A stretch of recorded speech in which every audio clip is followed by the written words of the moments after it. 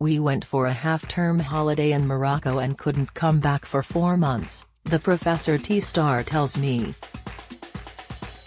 The heart bleeds. Don't be too envious, though. When the Millers finally landed at Gatwick, they realized they had parked in the short-stay car park. "They were very kind to us," says Ben. "They let us off, but then the car wouldn't start. The battery had died." Multi-talented Miller, comedian, TV favorite and film star, acclaimed for his roles in the Johnny English and Paddington movies, used the unexpected break to pen his latest children's fantasy book. The Night We Get Stuck in a Story, out this week, is the 6th in his best-selling series of magical adventures percolated in warm humor. "The stories are based on my children," he says. In this one, his youngest Sprogs, Harrison, 10, and Lana, 7, find a hollow tree that leads to the story their Nana had been reading them and have to defeat an evil witch. Miller weaves the children's real-life activities into the tale, along with some science and a dollop of the classics. In this one it's Beowulf, the Anglo-Saxon epic with Grendel the monster, he explains. "I like to tap into the folklore we all share and connect with. I wrote the first book for my eldest son, Jackson, who told me he wasn't sure Father Christmas existed. So I wrote a story that proved he did." The watertight slice of pro-Santa propaganda sold 500,000 copies in a matter of months. Ben, 56, is full of more surprises than the quantum physics he studied at Cambridge. For starters, he reveals that, although I am the least Cockney person you could ever meet, I could lay claim to being a Cockney because I was born in St Bartholomew's Hospital, Smithfield. My father was from Bethnal Green. And, he adds less convincingly, I've got a pearly jacket upstairs, and a pearly hat. His paternal grandfather, who had shops in the East End, was clearly an influence. At Malbank Comprehensive School in Cheshire, Ben started a black market tuck shop buying sweets in bulk and selling them on for a huge profit. I inherited that entrepreneurial streak from him. He found fame in the Armstrong and Miller comedy double act with Alexander Armstrong, but made his teenage stage debut playing guitar and singing in a schoolboy progressive rock band called Akalai. It was either the Latin or Celtic for evil, Ben says with a smile. There wasn't much singing, not much in the way of lyrics, only those prog rock staples, the wizard and his wonky hat. The names of the bands back then: Alexander Armstrong was in a band called Social Authentic. Wizard bothering Akalai went down better with audiences than Ben's comedy initially did. I tried stand-up at university, in one of the pubs in Cambridge. It was disastrous. Because of your material or the audience? A combination, he admits. I only really got to the stage where I could hold my head above water when I started doing sketches with Alexander Armstrong. That's when I thought, I've really got it, whatever it is. The pair created inept detectives Parsons and Lampkin, and Norwegian heavy metal duo Strijka. A sketch based on The Great Escape morphed into their well-known Chap pilots. That was the first sketch that properly worked. A producer saw it and it was serialized on Radio 4's Loose Ends.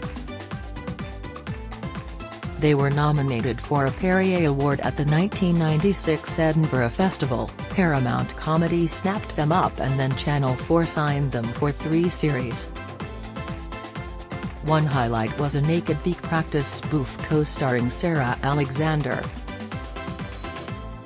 Comedy success, Ben argues, is a bit like clocking up air miles. It's not about the jokes so much, it's how relaxed you are. An audience can spot whether or not you know what you're doing, and if they feel they're in safe hands, they're more forgiving.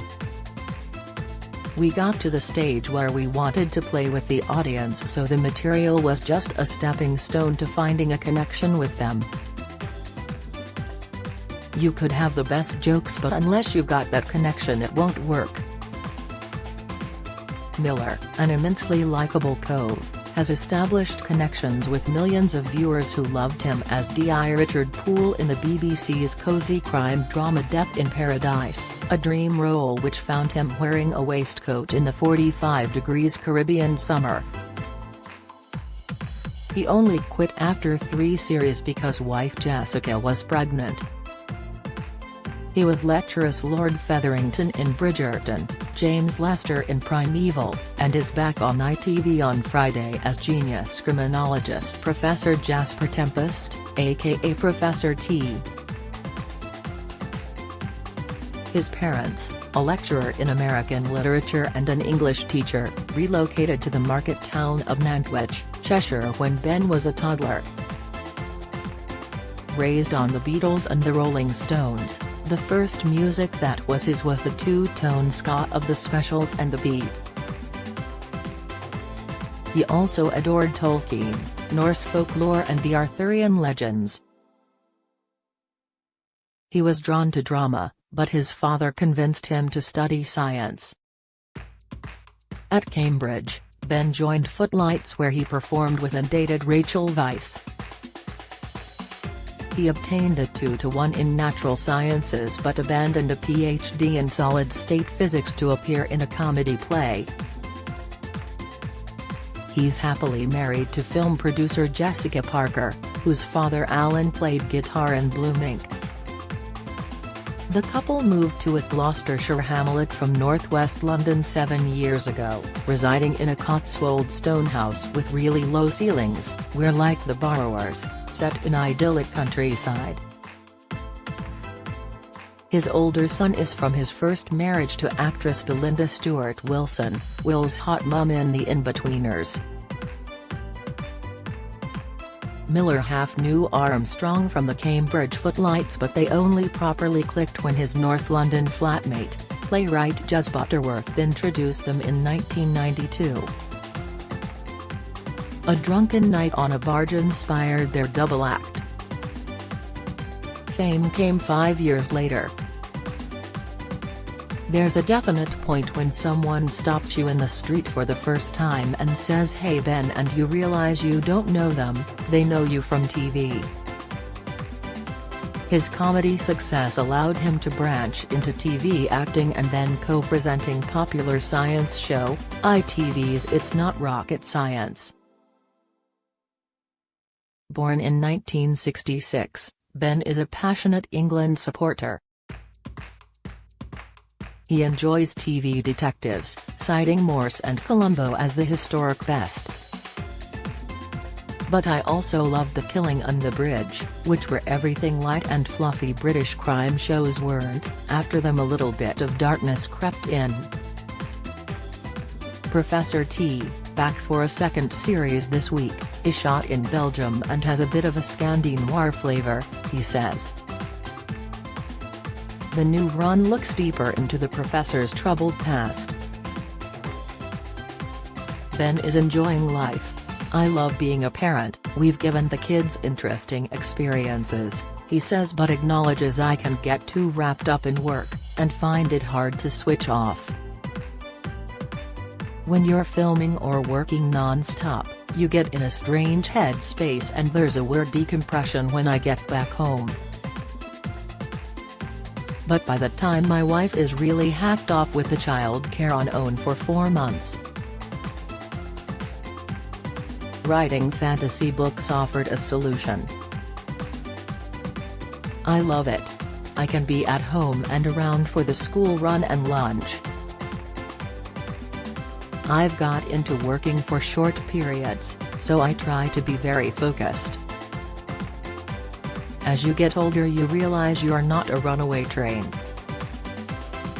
Books like The Day I Fell Into a Fairy Tale sound like films waiting to be made, I say. The rights are available. He laughs. And I've got another out at Christmas. Ben Miller's The Night We Got Stuck in a Story is published on Thursday, September 15. Professor T returns on Friday.